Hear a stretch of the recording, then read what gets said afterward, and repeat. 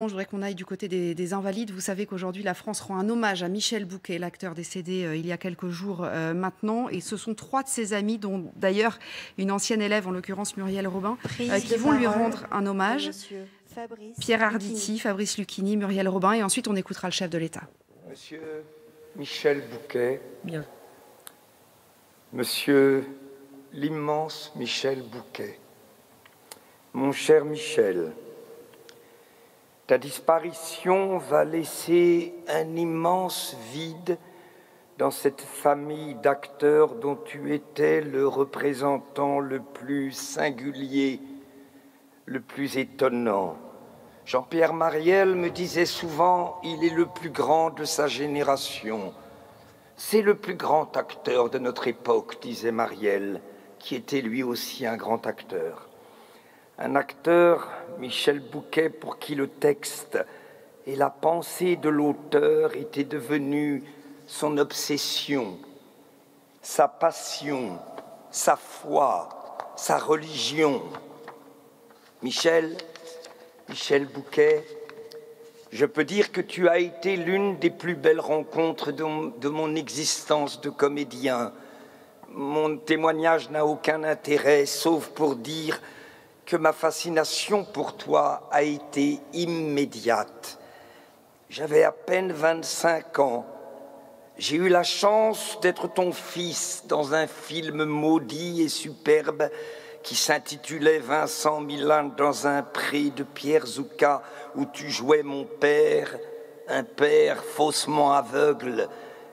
Et tu as été d'une telle courtoisie, tu as été d'une telle chaleur, tu as été d'une telle bienveillance, d'une simplicité inouïe.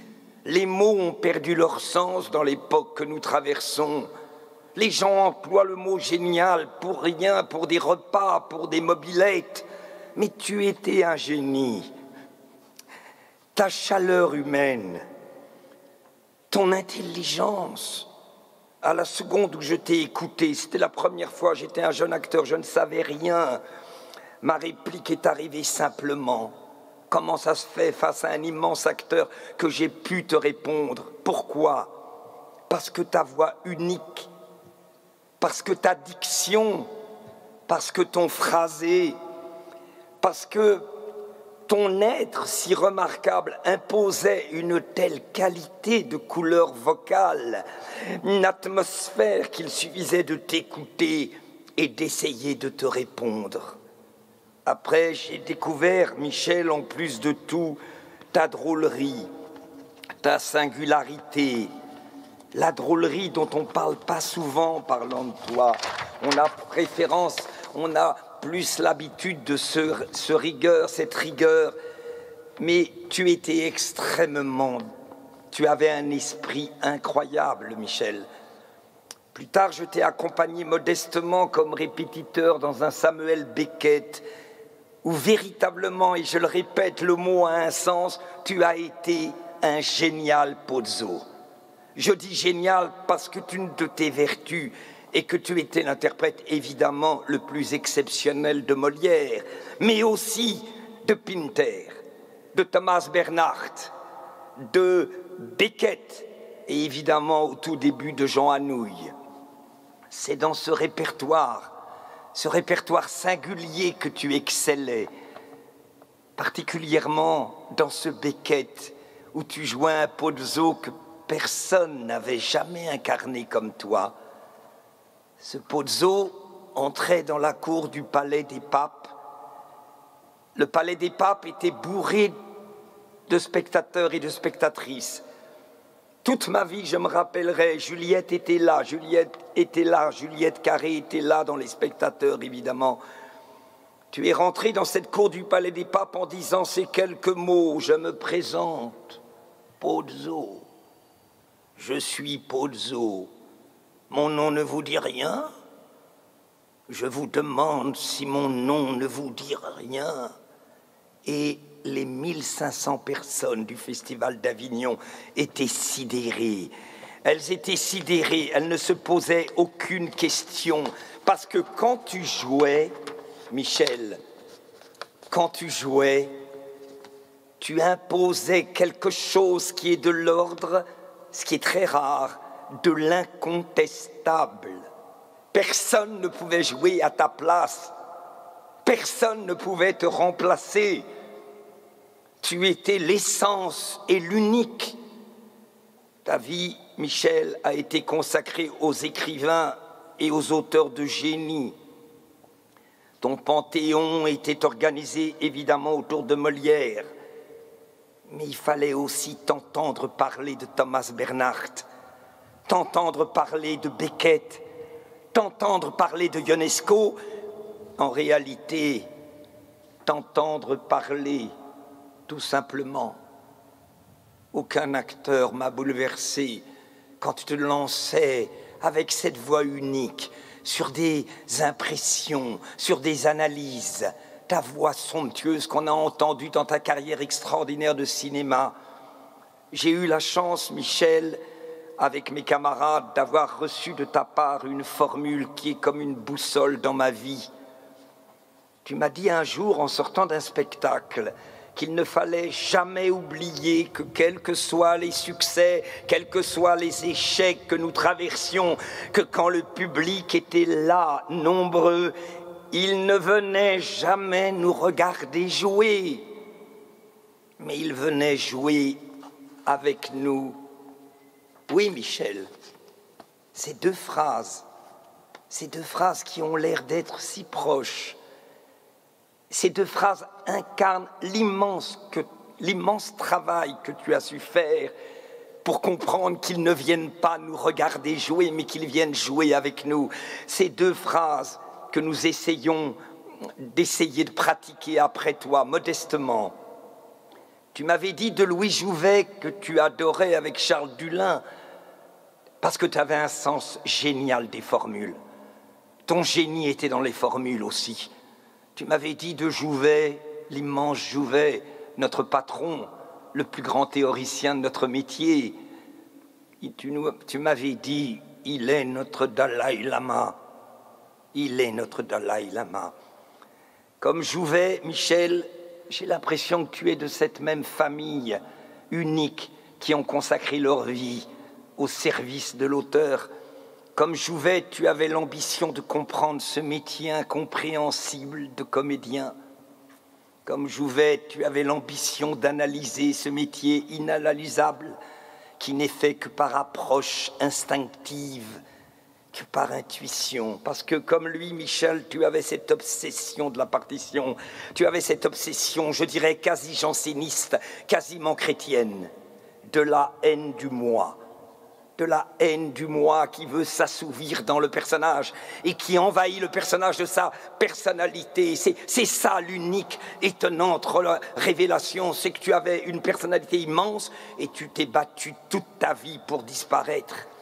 Et là encore, c'est un point commun avec Jouvet. Ton ambition était de disparaître pour que le personnage, pour que l'auteur se révèle.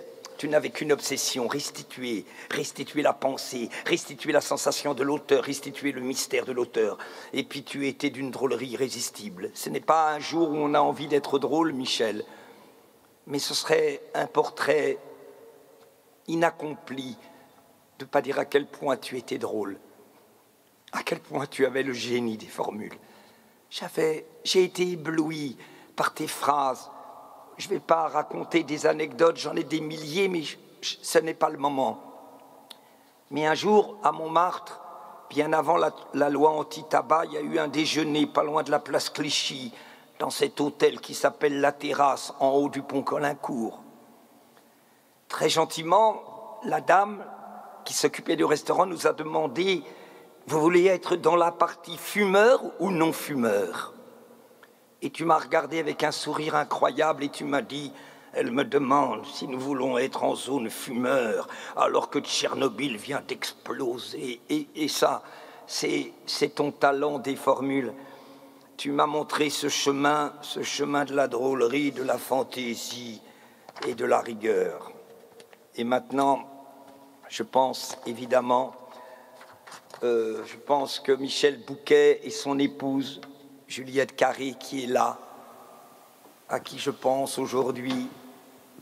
Juliette, qui était l'objet d'amour de Michel, l'objet de vénération, l'objet de fascination. Elle était hissée à un niveau absolument immense qu'elle méritait. Vous avez été, Juliette et toi, Michel, à votre manière, avec vos personnalités, des disciples de cette phrase, de cet immense Jouvet, qui disait qu'il n'était que, dans cette introduction aux comédiens désincarnés, qui était ta Bible, il disait, en ouvrant le livre, que ce n'était qu'un document clinique d'un tempérament anxieux pour qui le théâtre n'est jamais éloigné de la fraternité. En plus de tout, Michel, tu as été un très grand professeur, un immense professeur de théâtre comme Louis Jouvet. Et maintenant, je vais passer la parole à une de tes élèves, Madame Muriel Robin. Merci, Michel. Adieu, Michel. Ton souvenir sera éternel, car ta voix est éternelle.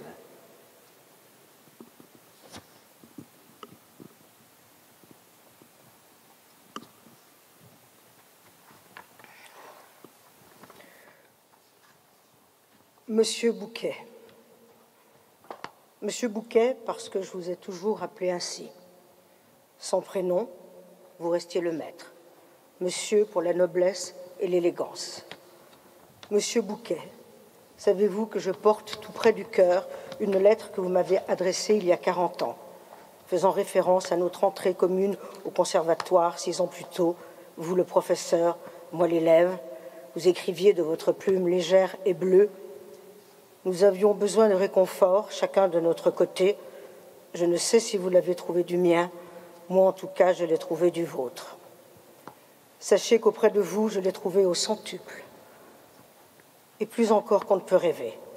Un regard, une écoute, une attention à l'autre, une vérité. Monsieur, vous m'avez ouvert les portes d'un si vaste monde, le théâtre. J'étais profane, vous étiez sacré. Avant de croiser votre chemin, je ne m'étais jamais tenu aussi près de pareille intelligence. 3 années passées dans votre atelier à désirer que quelques bribes de votre esprit m'éclaboussent. Je dis bien atelier, car vous étiez un artisan, un compagnon du devoir, posant et reposant 1000 fois son ouvrage sur l'établi, avec humilité et dans l'amour du travail. Un jardinier aussi, ne disiez-vous pas avoir creusé, fouillé, bêché les textes du répertoire? J'aimais me tenir près de vous à regarder jaillir les fleurs éclatantes. Par vous et avec vous, j'ai découvert les mots, leur poids, leur puissance, leur finesse. Vous ne conceviez pas notre métier autrement que comme une révérence au texte. Un texte, on le sert sans se servir, disiez-vous. Vous défendiez l'idée d'un acteur-serviteur n'existant qu'en creux pour accueillir pleinement son rôle. L'humilité, rien que l'humilité, à votre image. Monsieur Bouquet, vous souvenez-vous de notre promenade sur le boulevard, tout près de chez vous? Nos bras étaient liés sans que nos peaux ne se touchent. J'avais 25 ans, je voulais tout arrêter. Vous m'avez rattrapé au vol avec une poignée de mots qui m'ont bouleversé. Je suis ton père de théâtre, mon plus bel acte de naissance, ma renaissance. Il y a 15 ans, le métier me tuait. Vous m'avez tensé. Tu n'as pas le droit, Muriel. Tu as le devoir de servir. Le père avait parlé. Le repère dans la nuit. Monsieur Bouquet, je vous le dis sans emphase,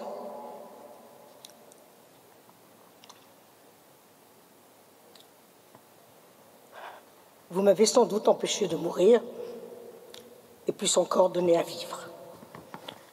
Votre tendresse, teintée de pudeur, votre bonté ne me quitteront jamais. Cette façon que vous aviez d'effleurer ou de prendre mes mains, d'enfermer mon visage entre les vôtres, alors j'étais la plus forte du monde. Rien ne pouvait m'arriver puisque j'étais entre vos mains savantes, travailleuses, de velours de théâtre. Je souhaite à tous les comédiens du monde de croiser un jour la route de Monsieur Bouquet, un maître capable de vous alléger le pas et d'emplir vos cœurs de l'amour du théâtre et vos mains des outils les mieux affûtés. Je crains pourtant que vous ne soyez partis en omettant de nous laisser le moule de votre savoir-faire et celui de votre élégance. La grâce et l'esprit passent rarement le mur de la transmission.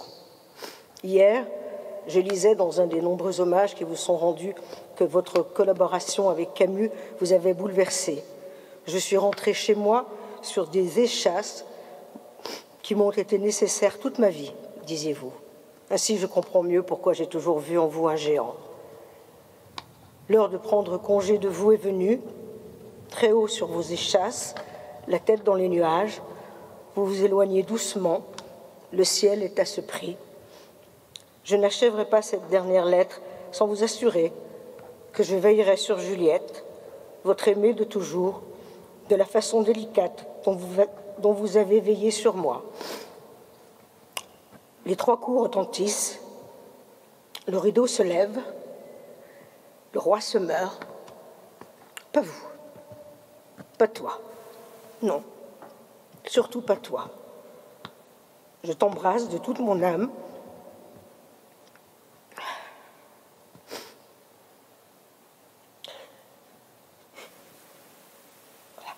Excusez-moi.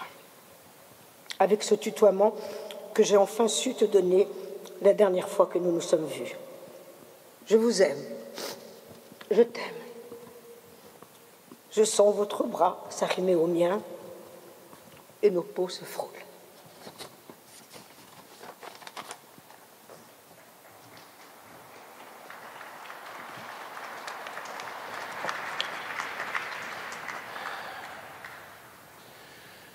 Michel, tu fais partie de ma vie depuis presque toujours. Alors je vais te tutoyer, moi aussi. Adolescent déjà, j'avais été frappé par ta façon si personnelle d'incarner l'autre, avec une tessiture minimaliste, presque janséniste, qui pouvait en un instant faire éclater une puissance insoupçonnée, presque baroque, mais toujours proférée avec la plus grande des vertus, la rigueur. Tu as souvent dit que l'art dramatique est une science. Et tu as raison. C'est une science. Et cette science, tu l'as apprivoisée, maîtrisée, toujours, mais avec ce but suprême chez toi qui dit que cette science n'est que le plancher qui sert à s'élancer vers un imaginaire qui peut faire de nous des poètes et donc devenir des artistes. Servir et pas se servir était ton credo, ta profession de foi. Jouer était une nécessité intime. C'est une angoisse affreuse, disais-tu, mais c'est aussi le moyen de vivre quelque chose que l'on ne vivrait pas autrement. Tu as toujours revendiqué la volonté de privilégier l'auteur et d'éviter de te servir de lui pour ta propre lumière.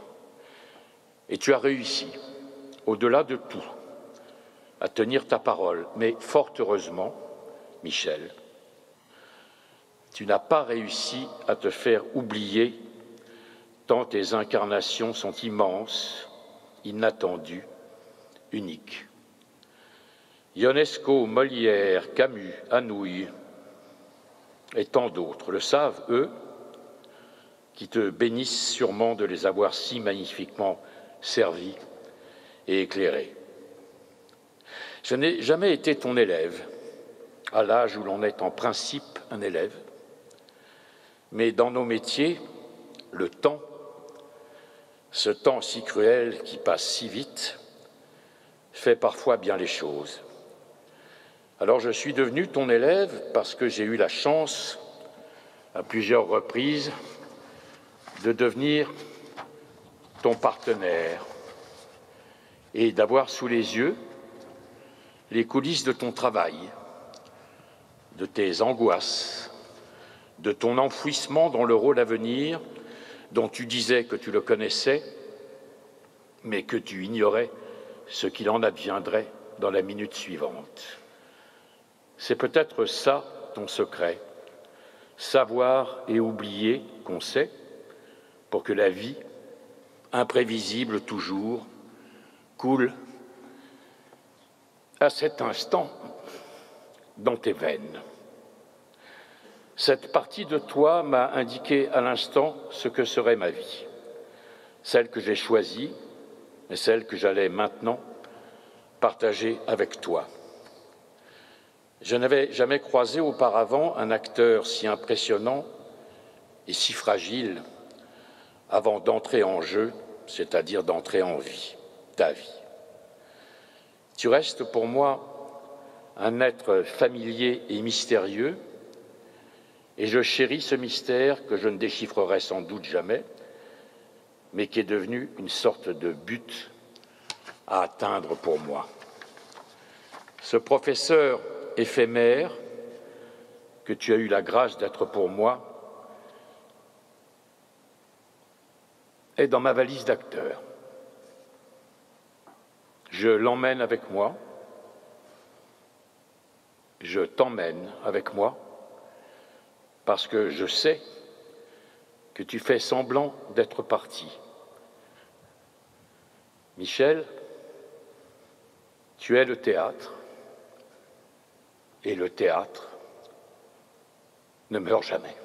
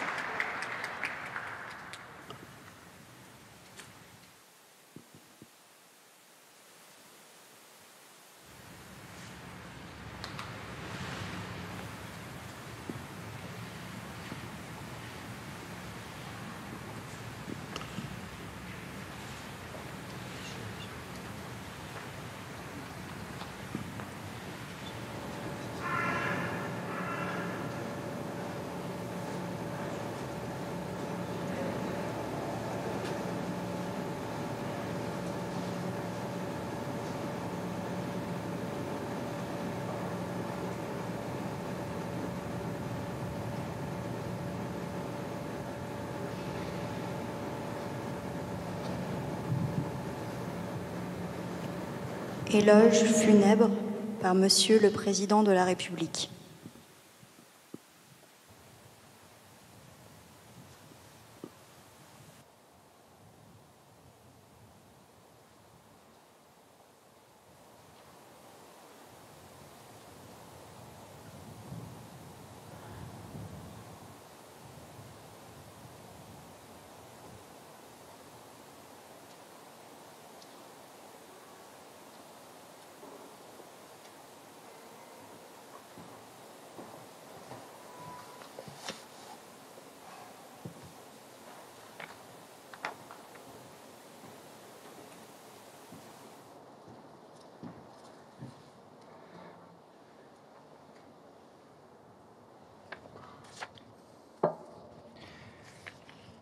Mesdames et Messieurs les ministres, Mesdames et Messieurs les parlementaires, Mesdames et Messieurs les élus, Mesdames et Messieurs en vos grades et qualités, chère Juliette, chers enfants et petits-enfants de Michel Bouquet, Mesdames et Messieurs,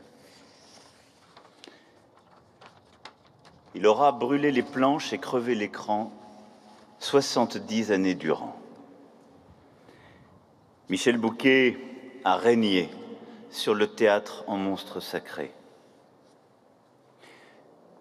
J'ai un miroir dans mes entrailles, disait un autre roi, Béranger, interprété plus de 800 fois par Michel Bouquet.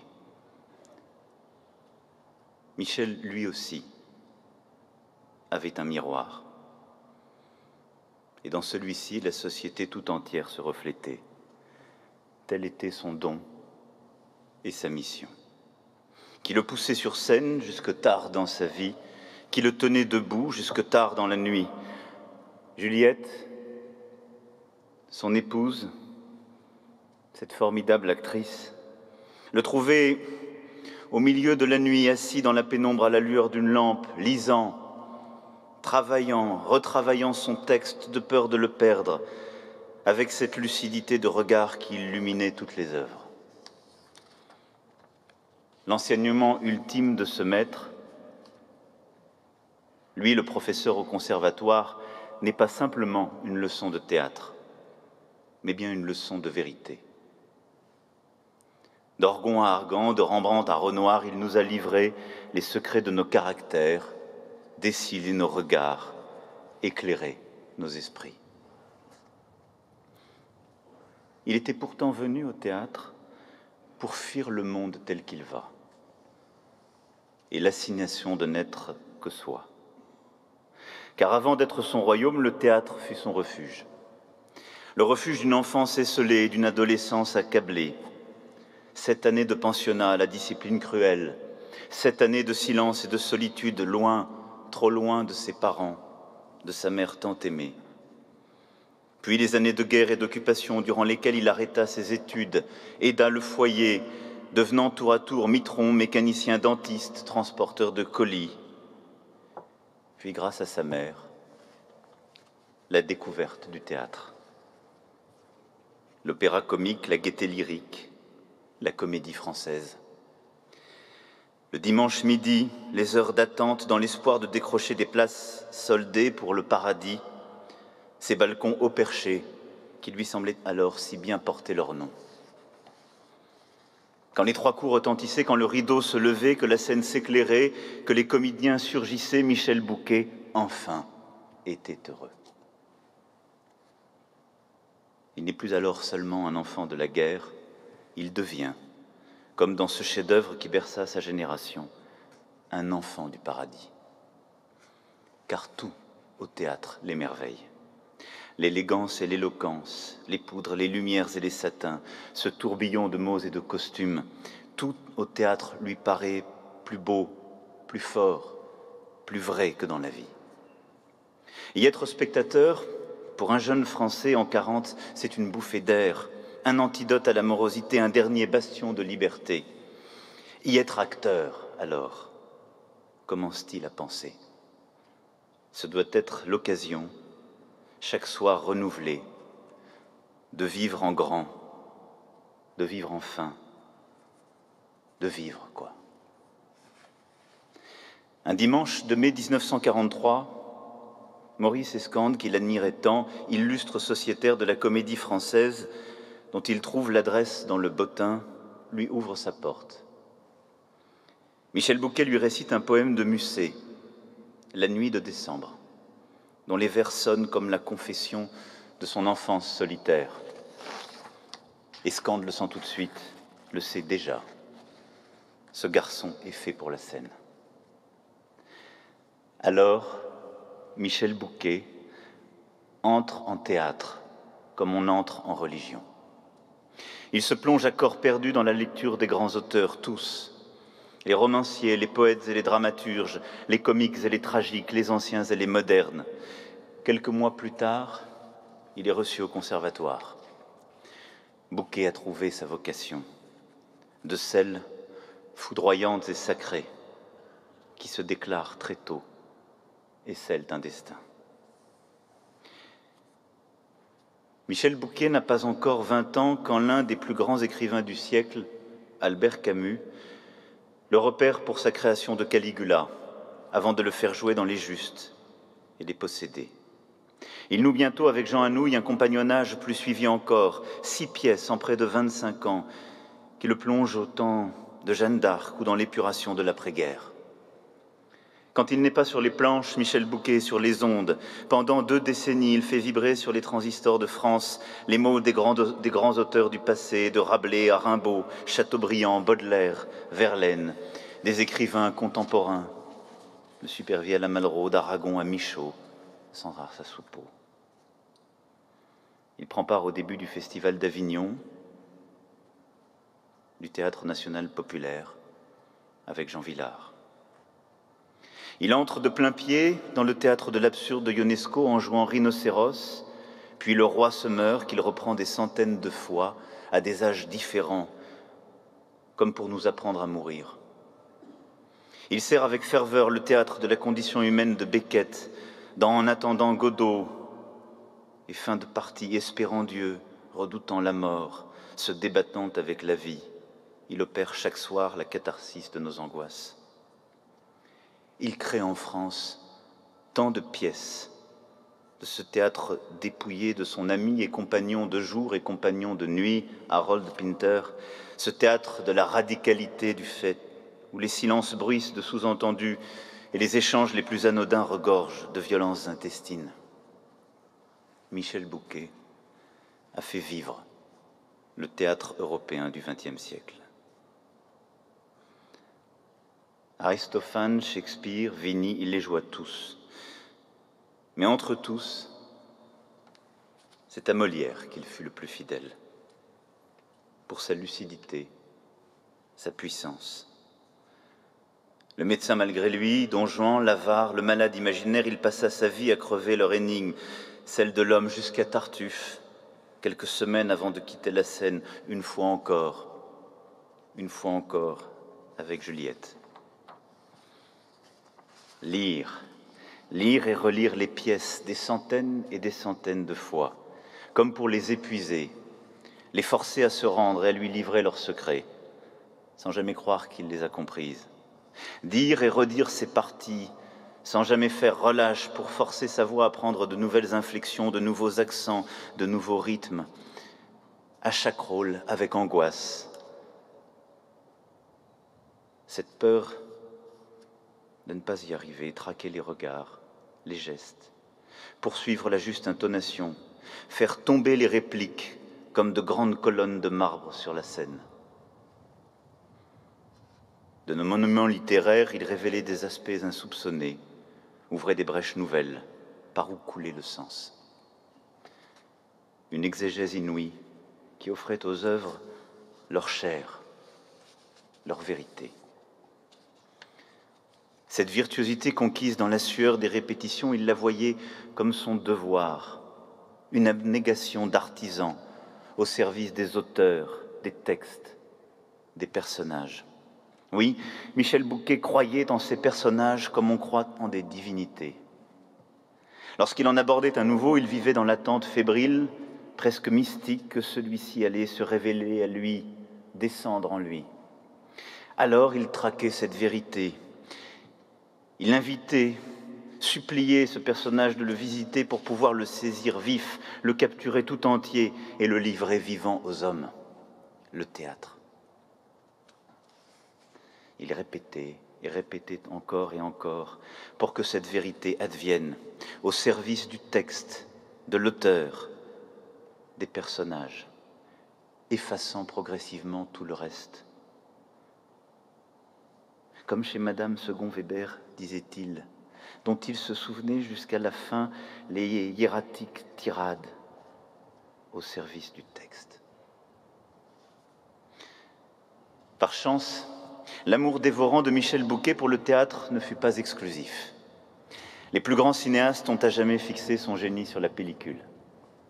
Abel Gans, Jean Grémignon, Henri Verneuil, François Truffaut par 2 fois, Claude Chabrol à 6 reprises, Delannoy, Deray, Corneau, Becker et tant d'autres. Il y a joué les pères, dignes ou indignes, absents ou prodigues, mutiques ou cyniques, les maris, trompés ou comblés, les amants, fiévreux et éconduits, le frère ou l'ami, le prince et le pauvre, le juge et l'assassin, la victime et le bourreau, le croyant comme l'athée. Son visage et sa voix ont été le théâtre de tous nos sentiments. En 100 pièces, en 100 films, il a fait le tour de l'homme. Avec son magnétisme ténébreux, il excellait dans les rôles d'infâme, des rôles de pure composition pour cet homme si doux. Policier n'obéissant qu'à ses propres lois dans Un Condé d'Yves Boisset, patron redoutable dans Le Jouet de Francis Weber, commissaire impitoyable dans 2 hommes dans la ville avec Gabin et Delon, sombre inspecteur Javert dans Des Misérables de Robert Hossein. Il fut, durant ces décennies, ce soleil noir du cinéma français, scrutant nos failles, sondant nos fureurs, démasquant nos contradictions et débusquant nos bassesses, il fouillait au fond de nos âmes pour faire tout remonter, conscience intraitable de la France, intraitable, parce que toujours vrai. Sous les feux de la rampe, comme à la loupe des gros plans, Michel Bouquet n'avait besoin que d'être là pour captiver, que de plisser les lèvres pour effrayer, que de baisser les yeux pour émouvoir. Car de cet art, Michel Bouquet, l'ancien élève du conservatoire, en était devenu un maître. À tous ceux qu'il a formés, Denis Podalides, Anne Consigny, Christophe Lambert, Muriel Robin, Michel Faux, et tant d'autres ici présents. À tous ceux avec qui il a joué, qui sont devenus élèves et compagnons, il avait transmis cette exigence de l'approfondissement perpétuel du travail du comédien, bien plus que des techniques de jeu, une éthique de l'art. Tous, vous l'avez admirablement dit tous trois, tous portent aujourd'hui une part de cet héritage qu'à leur tour, ils transmettront. Tous, cher Michel, aujourd'hui sont là pour te faire cortège. À l'heure où tu gagnes un promontoire nouveau d'où continuer la conversation des siècles sur l'homme et sur le monde. Alors ils t'imaginent avancer, comme à tâtons, et le visage pourtant si sûr. Ils attendent une phrase, un conseil à nouveau. Ils guettent un regard, une inflexion de la voix, un silence. Le silence de celui qui savait écouter l'autre en train de jouer. C'est peut-être cela, ton secret. Ce silence qui frappe au cœur et ce regard offert à l'autre, comme une respiration, ton viatique. Alors ce silence, cher Michel, dans ce moment te permet une dernière fois d'entendre leurs applaudissements et l'ovation de la France.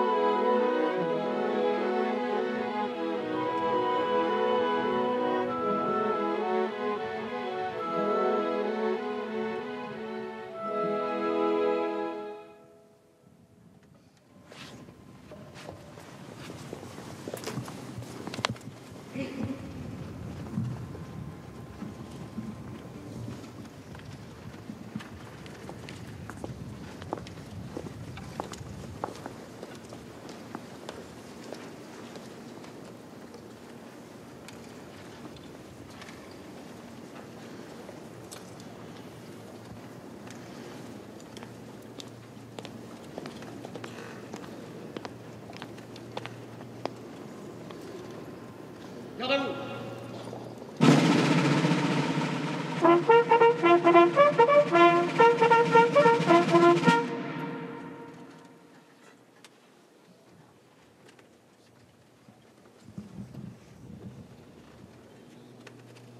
Présentez. Armes.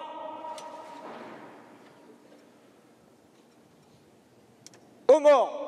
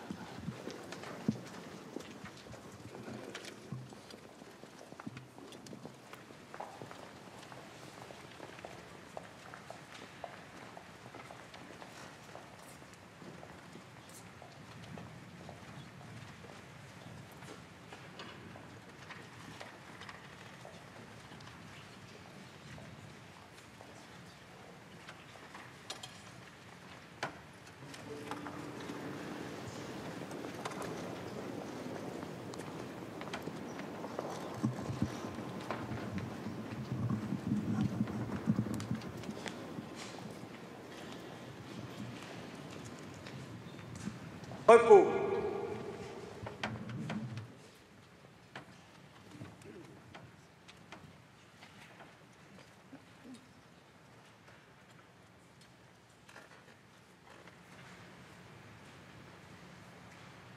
Garde à vous.